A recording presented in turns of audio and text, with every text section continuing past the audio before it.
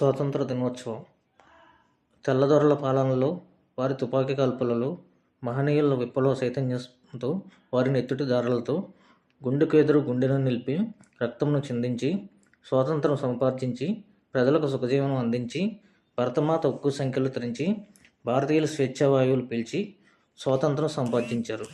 కానీ నేడు స్వాతంత్ర దినోత్సవ వేడుకలకు అసలు అర్థం ఉందా? భరతమాత నిజంగా ఉప్పొంగిపోతుందా? ఆనంద సాగరంలో మునిగిపోతుందా? లేదు, ఇది ముమ్మాటికి నిజం కాదు.